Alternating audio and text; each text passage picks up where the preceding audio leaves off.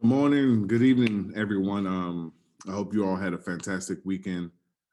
This week, we're going to start off with our lesson on population and trade.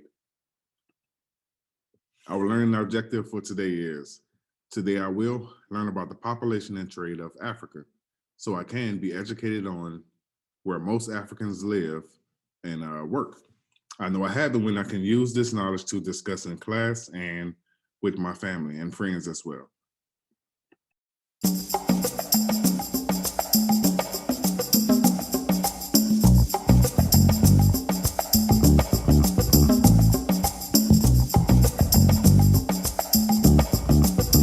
In Africa, my Africa, beautiful ray shining across the sky, light of the world, shine on our hearts and lives. Welcome the widow to rejoice and turn her sorrow into dance. Hey mama, hey mama.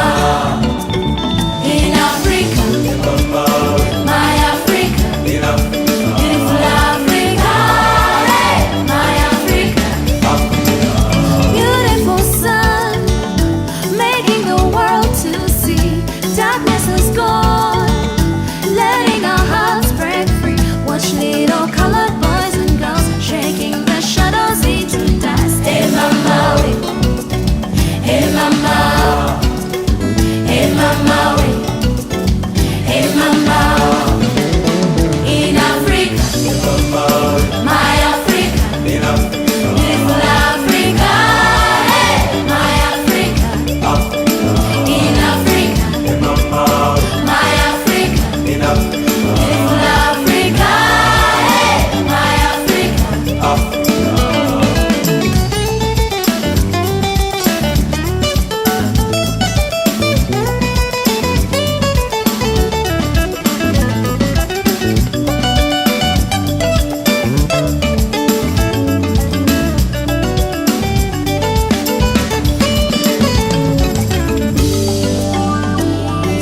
I speak of Africa as beautiful because of Jesus.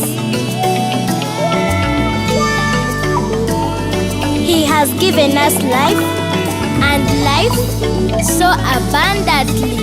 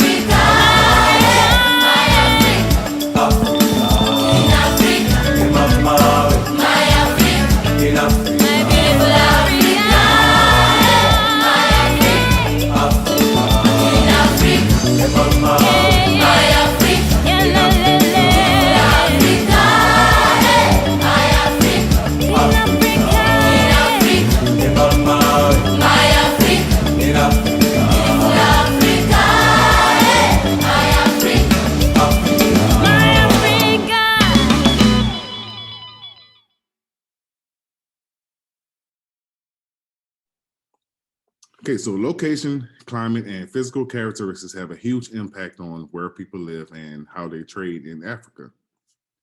Africa has four main regions: the Sahara, the Sahel, the Savannas, and the tropical rainforest. Life in Africa is very different from one region to the next. Fresh water is a scarce and valuable resource in Africa. Most of Africa's cities are located near major rivers and lakes and along the coastline. People depend on these water sources for drinking, farming, bathing, washing, and trading. The first thing we're going to talk about is the Sahara. The Sahara Desert stretches across the width of northern Africa for 3,500,000 square miles. It covers 1/3 of the continent. The climate is arid and very hot with very little rainfall. The average daily temperature is over 100 degrees. The Sahara is covered with sand dunes, rocky hills, and stretches of gravel that continue for miles and miles. This is very little, there's very little water or vegetation in this region. So where do they live and work along the Sahara? So very few people live in the Sahara region because it is too hot and there is no water. It is considered one of the harshest places on earth to live. It has roughly one person per square mile, making it one of the lowest population densities on earth. The population is very low, except in northern Morocco, Algeria, and Egypt along the Mediterranean coast. You cannot farm in the Sahara because of the lack of vegetation and water. The majority of the people in the region are nomadic herders who walk through the desert looking for an oasis for their livestock.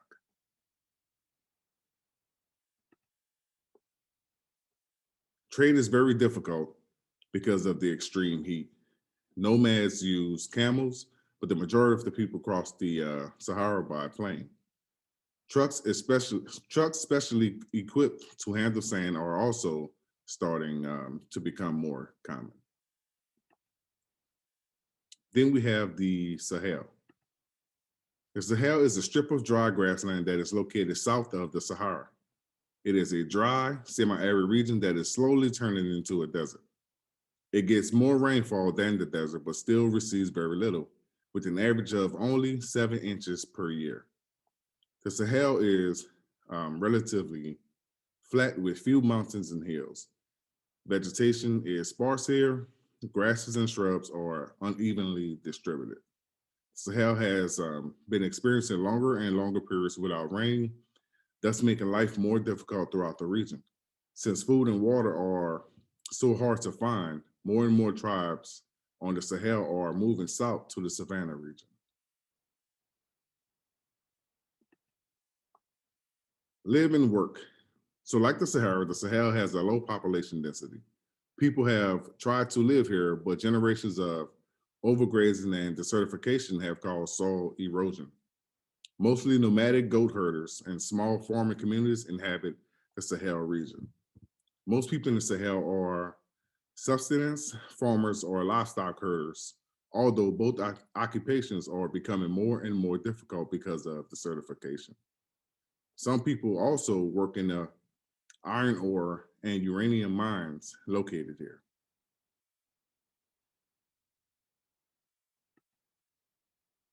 All right, so trade in the Sahel. Trading is difficult as the primary mode of transportation is walking, followed by bicycling.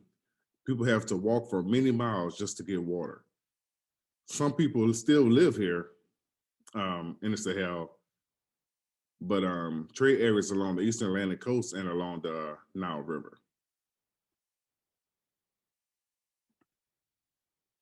Next, we will talk about the savanna. The African savanna is located near the equator and covers almost half of Central Africa. The savanna is a hot and dry grassland that has both dry and rainy seasons. The area receives enough rain to support drought resistance undergrowth, but not enough to support forest type vegetation. Grasses are tall and thick, while trees are short and scattered. So where do they live? Most areas of the savanna are rural with low to moderate populations. The people live in traditional African villages scattered across the savanna. The savanna is also home to some of Africa's most populated cities, such as Nairobi, Kenya, Addis Ababa, Ethiopia, and Cape Town, South Africa. Many large towns and cities have developed along the coast around Lake Victoria and around the Congo River and Niger River. So where do they work? Farming is good here, but only when there is good rainfall. Grasses and grains like wheat, oats, and sorghum grow in the region. The soil is fertile, but disease-carrying insects the uh, like the flies often make farming difficult. Mining and raising livestock are also important jobs in the region. Trade. Walking and bicycle riding are the primary modes of transportation for trade. Some use of animal drawn carts and cars. Some use animal drawn carts and cars. Roads are being built to connect the major urban areas in the region. Unfortunately, this is destroying the natural habitat of the wildlife. Then we have the tropical rainforest. Africa's tropical rainforest is located along the central coast of Africa near the equator. It lies in the Congo River Basin. It touches 37 countries in Africa. The rainforest has a stifling hot, humid climate and receives over 90 inches of rain annually. Trees are so thick and tall that sunlight never reaches the forest floor. The rainforest is also home to a wide variety of plants and animals. The rainforest provides food and water for over 75 million people. Live and work. Very few people live in the rainforest itself because the jungle is too thick. Economic activities within the rainforest have allowed large populations to grow in surrounding African countries. Many people live around Lake Tanganyika to enjoy access to water. Native peoples earn their living by hunting and selling the meat. One of the biggest industries in the rainforest is logging. Another growing industry is agriculture. Many countries in the region depend on growing cash crops like rubber, gum, coffee, and palm oil. African companies harvest rare and valuable wood in the rainforest and export it to North Africa, Asia, and Europe. The Congo River provides the necessary transportation for carrying workers and supplies into the rainforest and for shipping the resources out.